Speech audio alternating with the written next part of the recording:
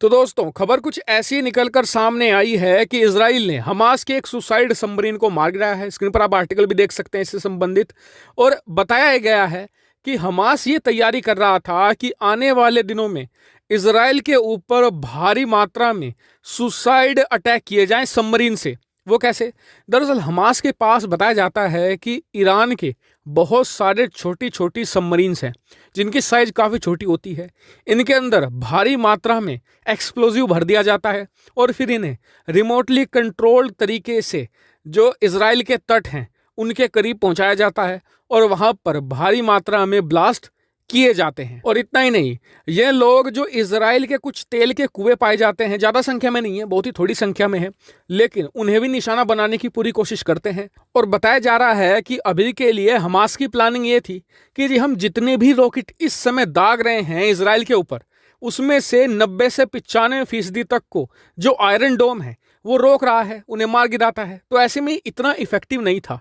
लेकिन अगर वो समुद्र के रास्ते हमला करें तो वहां पर तो आयरन डोम है नहीं, तो इसलिए वो ज़्यादा इफेक्टिव होगा। और इसलिए इनकी तैयारी ये थी कि अभी के लिए उनके पास करीबन 100 से ज़्यादा इस तरह की छोटी छोटी पनडुब्बियां हैं जिन्हें वो एक साथ छोड़ें इजराइल के ऊपर और इजराइल को भारी भरकम नुकसान पहुंचाए। इजराइल की जितनी कोस्ट लाइन है, ज़्यादा से ज़्यादा कोस्ट लाइन को उड़ा दिया जाए। हालांकि इस युद्ध की शुरुआत से ही इजराइल की वायुसेना और नौसेना इन सबमरीन को ढूंढने में लगी हुई थी।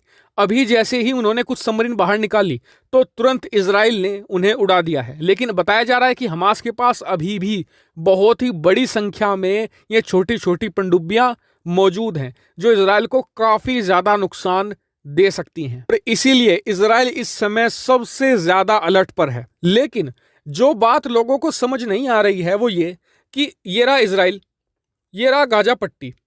गाजा पट्टी में अगर आप देखें तो इस साइड से इजराइल ने घेरा हुआ है, इस साइड इजराइल है, और यहाँ पर जो इजिप्ट की सीमा है ना, यहाँ पर भी काफ़ी हद तक जो इजराइल है उसकी एयरफोर्स और उसकी जो थल सेना है वो काफ़ी ज़्यादा नज़र बना के रखती है। और यहाँ पर है समुंदर, यहाँ पर इजराइल की नौसेना है। तो गाजा के अंदर हमास के पास ये बड़े बड़े हथियार पहुँच कैसे रहे हैं? क्योंकि जो ज़्यादातर हथियार हैं वो होते हैं ईरान के, और ईरान तो बहुत दूर है। मैं आपको दिखा देता हूं कि ईरान कहाँ है। देखिए, ये रहा सऊदी अरेबिया और ये रहा ईरान। ठीक है, यहां से यहां तक हथियार पहुंच कैसे रहे हैं?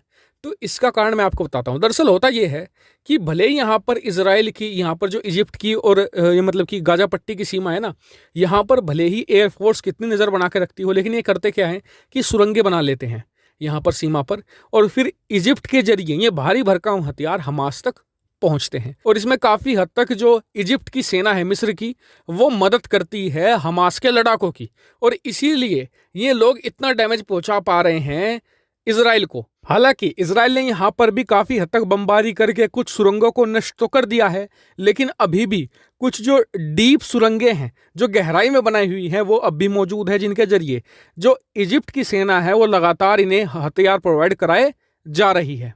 इसीलिए कहीं ना कहीं इजराइल आज की तारीख में चिंतित है कि हवाई हमलों को तो वो रोक पा रहा है, लेकिन जो सबमरीन के जरिए जो समुद्र के रास्ते उस पर हमले हो रहे हैं ये कहीं ना कहीं उसे काफ़ी भारी डेंट पहुंचा सकते हैं। और इसीलिए आज की तारीख में यहाँ पर इजराइल काफ़ी हद तक कंसर्न्ड है। हालांकि इस मामले में फिलहाल इतना ही अपडेट था। जैसे कुछ नई अपडेट आएगी निकलकर तुरंत आपको वीडियो बनाकर मैं सूचित कर दूंगा। अच्छा सुनो, चैनल को सब्सक्राइब करो, उसके बाद घंटी बजा देना ताकि अगली वीडियो आपसे मिस ना हो पाए। Thank you.